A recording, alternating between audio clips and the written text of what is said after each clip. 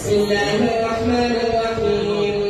الحمد لله رب العالمين، والصلاة والسلام على سيد الأنبياء والمرسلين وعلى آله وصحبه أجمعين. أما بعد، فإن أصدق الحديث كتاب الله، وأحسن الهدي هدي محمد صلى الله عليه وسلم، وخير الأمور عظمتها، وشر الأمور محدثاتها، وكل محدثة بدعة، وكل بدعة ضلالة، وكل ضلالة في النار.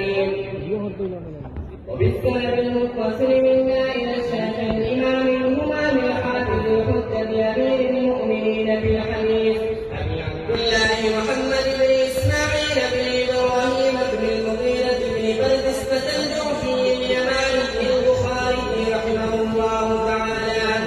اللهم انفعنا وارفعنا بعلومهم وعلومكم أجمعين، آمين يا رب العالمين. أنه قال: بعض قراءة الفاجر والمنافق وأصواتهم وتلاوتهم لا يجاوز حناجرهم.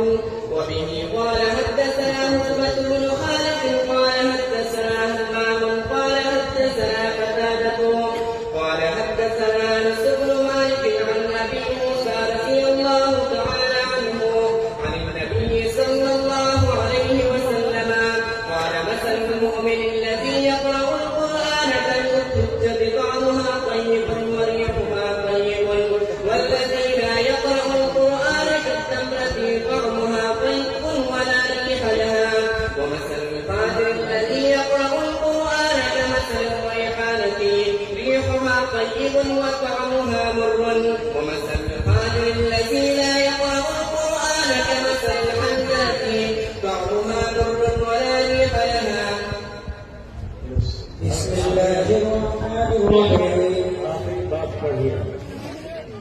باب قول الله والرضا والرغب لن تسل يوم القيامة، وأن لا أعمال من آدم وقوله تؤذن. وقال مجاهد تسقط عبد بالرومية، وقال تسلم الدار المفسد وهو العابد، وأما القاتل وهو الجاهل.